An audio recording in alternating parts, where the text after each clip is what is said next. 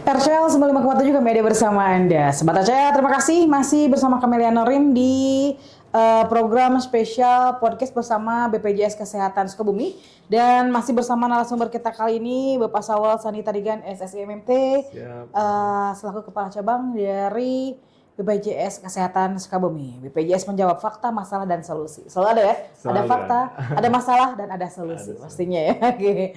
Jadi ketika ada masalah pasti ada solusi dan temukan fakta yang sebenarnya seperti apa. Oke Pak, ini terkait masih dengan isu-isu yang berkembang di masyarakat Pak, dan juga terkait dengan beberapa keluhan mungkin di media-media sosial ataupun juga bahkan langsung di masyarakat juga kadang-kadang suka berbicara seperti ini ya Pak ya. Terkait dengan pembatasan rujukan dan batas waktu rawat inap Pak. Kan ini bukan bukan isu yang awal bukan isu yang hangat, tapi isu-isunya memang sudah berkembang cukup lama Pak.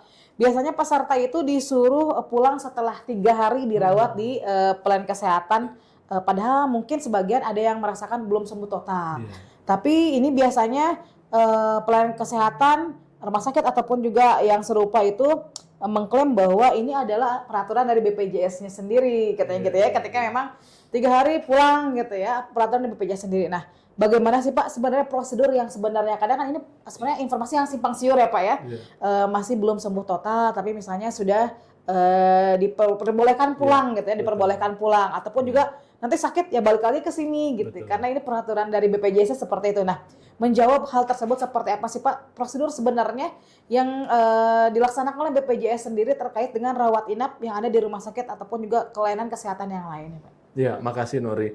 Ya, isu 3 hari dipulangkan, itu memang saya juga pernah dengar. Nah, melalui kesempatan ini saya tegaskan itu tidak ada pembatasan, tidak ada pembatasan. Nah, kita mengacu ke Permenkes nomor 28 tahun 2014. Nah, di situ disebutkan apabila pasien mendapatkan pelayanan itu harus menyeluruh, komprehensif dan sampai tuntas. Sesuai dengan indikasi medis. Namun ada beberapa case yang memang pernah juga kita temuin bahwasannya pasien tersebut memang sudah bisa pulang. Udah bisa pulang. Berdasarkan indikasi medis pasiennya nggak mau pulang. Ada pasien karena betah kali ya nggak mau pulang di situ ya, santai gitu. Karena menurut dokter secara indikasi medis pasien ini sudah bisa pulang. Atau sebaliknya belum bisa pulang, pasiennya minta pulang. Ada juga case yang seperti itu. Nah, mengacu ke Permenkes yang tadi, Permenkes nomor 28 tahun 2014, itu tidak ada pembatasan hari rawat. Saya tegaskan sekali lagi, tidak ada pembatasan hari rawat. Harus komprehensif berdasarkan kebutuhan medis. Terjawab ya sudah ya. Berarti ini jawaban yang dinanti oleh masyarakat ternyata yang itu bukan peraturan dari BPJS sendiri, jadi harus dicari tahu dulu, intinya cari tahu dulu ya kenapa dipulangkan, kenapa sudah boleh pulang gitu. Yang pertama seperti tadi Bapak bilang bahwa yang pertama itu indikasinya mungkin boleh diperbolehkan pulang karena sudah sembuh ya, sudah sembuh. Terus misalnya yang belum sembuh tapi pasiennya pengen pulang gitu juga ada ya Pak ya. Kadang-kadang memang benar ada pasien yang pengen pulang, kata dokter tunggu dulu tapi pasiennya pengen pulang seperti itu. Jadi ditegaskan bahwa BPJS tidak pernah membatasi para pasien ya yang dirawat di rumah sakit, jadi harus sampai sembuh total seperti itu Pak ya. Nah, jika ada keluhan yang seperti itu tadi saya bilang Mbak bisa menghubungi. Ada menghubungi ya. Petugas kita ada nomor handphonenya di sana. Kalau misalnya pasien merasa kenapa saya harus sudah dipulangkan, bisa dihubungi petugas kita melalui nomor handphone yang tertera di rumah sakit. Jadi masyarakat juga bisa menghubungi nomor BPJS Kesehatan ataupun juga petugas BPJS yang ada di sana ya. Katanya suka ditempel di tembok-tembok. Ada nomor layanan dari BPJS sendiri. Kenapa misalnya kalau memang kitanya masih merasa memang benar-benar sakit nih, benar-benar sakit ya. Lalu juga kenapa kita sudah dipulangkan, itu tinggal konfirmasi lagi ya. Mungkin pertama konfirmasi ke petugas medis yang ada di sana. Yang kedua memang ketika memang kita masih ingin bertanya lebih dalam, langsung konfirmasi misalnya ke petugas kesehatan atau BPJS Kesehatan. Dan kanal keluhan keluhan ada ya? Ada Mbak, bisa melalui mobile JKN tadi, bisa juga melalui SIPP, saluran informasi pengaduan dan pelayanan itu, bisa juga melalui itu, dan itu selalu kita respon Mbak. Langsung ya, fast respon ya ini ya? Ada SLA-nya kita Mbak, ada SLA-nya, seluruh keluhan harus sudah ditangani secara tuntas, itu ada. Itu pasti, nanti kita akan koordinasi ke pesertanya atau ke pasiennya, kita juga cross check ke rumah sakitnya seperti apa. Kalau memang ada indikasi ketidaksesuaian baik itu dari sisi fasilitas kesehatan, itu akan kita lakukan tindakan juga, Mbak. Oke, berarti sekali lagi ya ditegaskan BPJS tidak membatasi ya. Tidak membatasi. Itu bukan dari peraturan BPJS, tapi juga digali dulu informasinya kenapa sudah dipulangkan. Apakah memang kalau memang udah sembuh ya ngapain lama-lama Pak ya?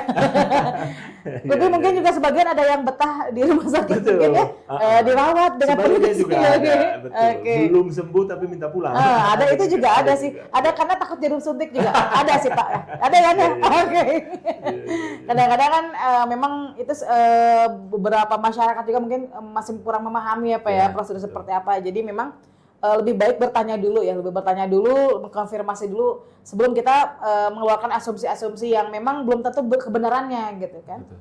Jadi langsung ditanya aja, kalaupun kurang puas datang aja langsung ke BPJS Kesehatan, ditanya langsung di sana juga dijawab langsung bisa ya. Oke.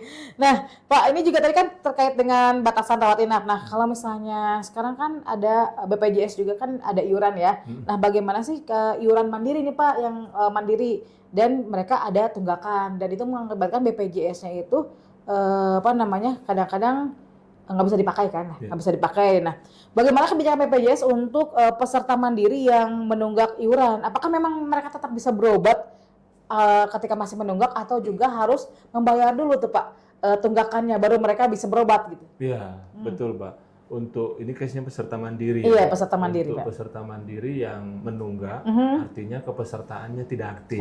Nah, kepesertaan tidak aktif, dia tidak bisa memperoleh pelayanan kan seperti itu. Tapi apabila dia ingin mendapatkan pelayanan, itu bisa tinggal dibayar saja Mbak, bayar saja tunggakannya. Dan BPJS ini tidak ada denda. Oh, tidak ada denda ya? Tidak ada denda terhadap iuran yang menunggak.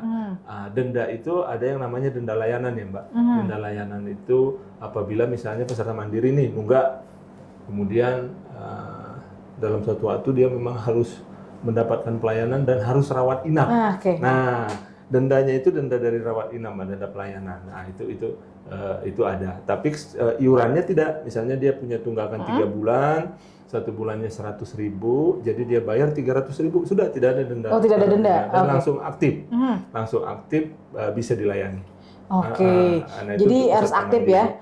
Demi kesehatan. Demi kesehatan. Ya. Nah, kalau misalnya kondisinya darurat, misalnya si pasien ini darurat nih Pak, misalnya kalau nggak amit-amit ya, misalnya kecelakaan ataupun apa gitu ya di jalanan. Dan dia punya BPJS, tapi pas dicek ternyata ini BPJS-nya tidak aktif. Apakah itu bisa ditangani oleh petugas kesehatan yang ada di rumah sakit tersebut dengan si BPJS non aktif atau seperti apa Pak? Iya, bisa langsung ditangani.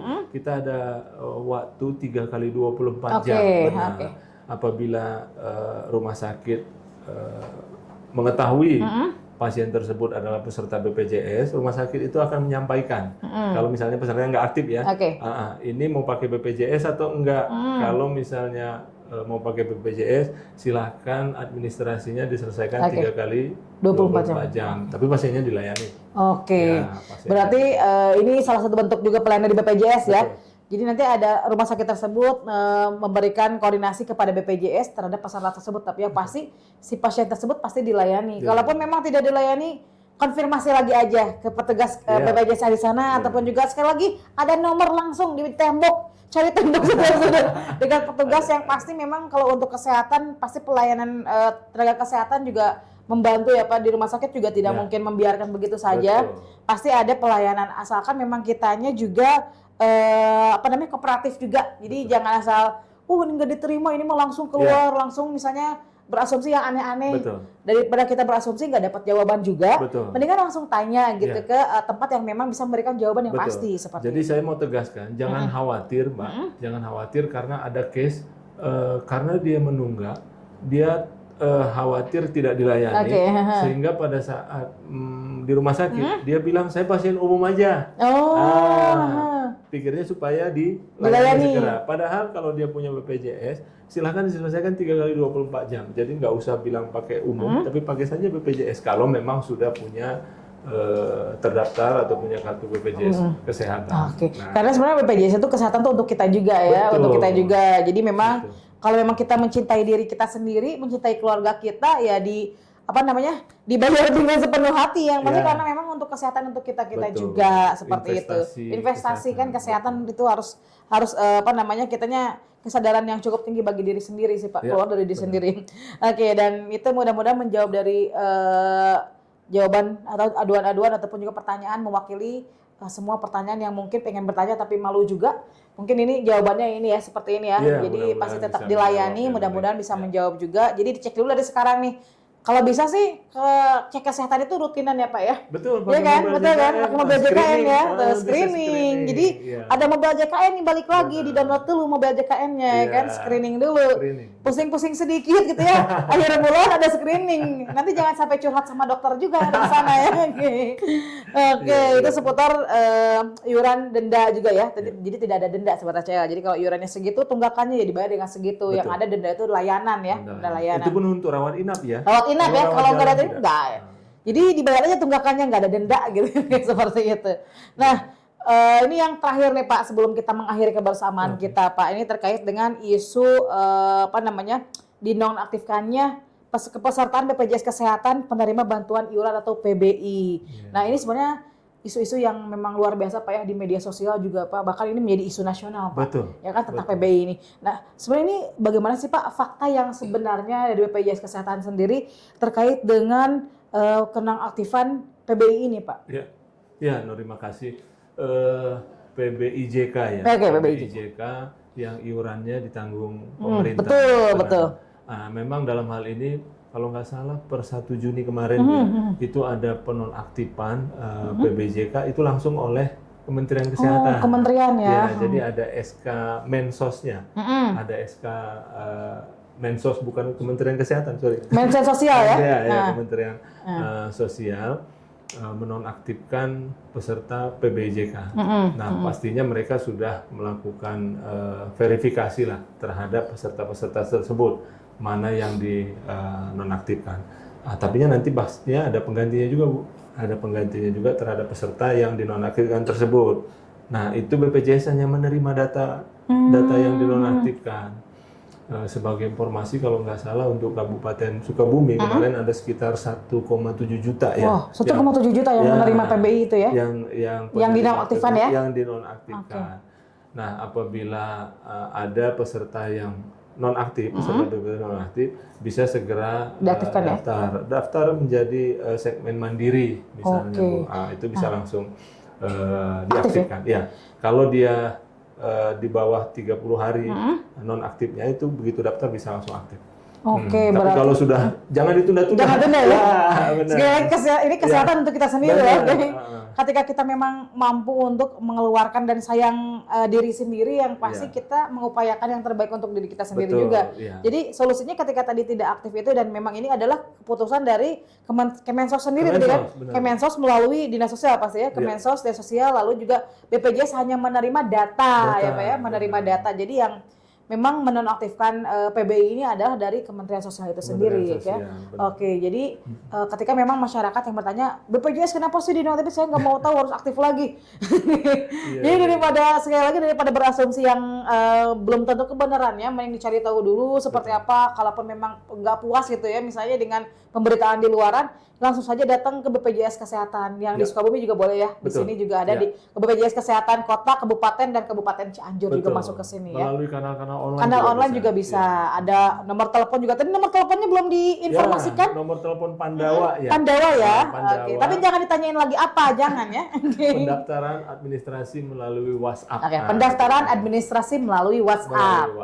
Di 0811 8 165 165. Oke, ulangi 0811 8 165 165. Oke, Pandawa. Oke. Pelayanan administrasi melalui WhatsApp. Nah, pelayanan administrasi melalui WhatsApp. Jadi mau bertanya, mau apapun juga, yang pasti jangan ditanya apa gitu ya. Kemudian kita ada care center. Ada care center juga. Ada call centernya. Berapa nomor call centernya? Care centernya 165. 165 call center ya? Iya, betul. Berarti kalau call center langsung 24 jam? 24 jam dijawab. Jadi disampaikan apa yang mau ditanyakan, keluhannya seperti apa. bisa melalui WhatsApp Pandawa di 0811 8165 165 ataupun juga melalui call center di 165. Dan jangan lupa untuk download mobile JKM karena saya juga pakai. Bukan promosi tapi emang kerasa banget manfaatnya, Pak. Termasuk saya juga pakai. Oke ya. Saya juga pakai belum? Pakai ya. Di sini banyak orang sama Cacil sebenarnya. Yang pasti memang sekarang kan sekali lagi BPJS Kesehatan itu sangat penting sekali. Dan juga kesehatan itu untuk diri kita sendiri, bukan untuk orang lain. Cintai diri sendiri. Benar. Dan juga temukan solusi dari setiap pertanyaan yang ada di benak sahabat SC semua. Yang berasumsi yang negatif, langsung aja datang ke sini ataupun juga bisa bisa melalui WhatsApp sekali lagi 0811 11 8165 165 atau juga via call centernya di 165 24 jam BPJS Kesehatan. Oke, Pak. Ya. Sebagai penutup nih, Pak ya. Sebenarnya masih banyak sih rentetannya. Mungkin nanti kita ada di season selanjutnya kali ya. Oke, mudah-mudahan ya, mudah-mudahan. Ada pesan nggak sih Pak ataupun himbauan dari BPJS Kesehatan kepada masyarakat Sukabumi, lalu juga masyarakat kota ataupun juga mungkin Kabupaten Cianjur agar bisa lebih optimal memanfaatkan layanan dari BPJS Kesehatan ini sendiri, Pak? Ya, yang pertama tentunya kami menghimbau kepada seluruh masyarakat kabupaten kota, khususnya di wilayah Sukabumi, segera daftar menjadi peserta BPJS Kesehatan, karena lebih baik kita mencegah persiapan di awal daripada nanti terlambat gitu ya pada saat membutuhkan pelayanan baru mendaftar peserta BPJS. Nah, bagi peserta yang sudah mendaftar, kami menghimbau senantiasa bayar iuran tepat waktu. Bayar iuran untuk menjaga hal-hal yang seperti tadi, Mbak. Jika diperlukan pelayanan kesehatan ternyata pesertanya tidak aktif. Nah, cek secara berkala keaktifan peserta itu bisa melalui mobile JKM ataupun care center tadi dan Pandawa. Jika perlu informasi-informasi seputar JKM, jangan ragu-ragu, Bu. Jangan ragu-ragu, tanyakan melalui kanal-kanal atau kalau misalnya lagi melintas di kantor BPJS, silakan mampir. Dengan senang hati akan menjelaskan semuanya apa yang menjadi ganjalan peserta BPJS Kesehatan saat ini. Kemudian apabila ada hal-hal yang karena banyak juga mungkin oknum-oknum yang tidak bertanggung jawab, memberikan informasi-informasi hoax ataupun percaloan misalnya, itu segera laporkan ke pihak yang berwenang, karena saya tegaskan di sini BPJS Kesehatan tidak pernah memungut biaya apapun, baik itu mau menjadi peserta BPJS Kesehatan ataupun mau mengakses layanan kesehatan. Oke, lalu sekali lagi terima kasih. Terima kasih Pak Sawal Sanitarigan. Terima kasih waktunya Bapak. Mudah-mudahan juga Sobat ACL pertanyaan-pertanyaan dan juga jawaban yang diberikan oleh Pak Sawal selaku Kepala Cabang BPJS Kesehatan Kota Kabupaten Sukabumi dan juga Kabupaten Cianjur ini bisa menjawab pertanyaan-pertanyaan dari masyarakat. Dan mudah-mudahan juga masyarakat bisa lebih aware terhadap kesehatannya, segera juga cek juga BPJS-nya yang pakai PBI juga ya. Mudah-mudahan bisa ini memberikan jawaban yang pasti juga ketika memang kita cinta kepada kesehatan kita sendiri. Langsung aja bergerak dari sekarang ya, sahabat ya. Dan akhir kata sekali lagi terima kasih Bapak. Terima kasih juga untuk BPJS Kesehatan semuanya. Kami Leonorin dan kru yang bertugas mengucapkan terima kasih. Assalamualaikum warahmatullahi wabarakatuh.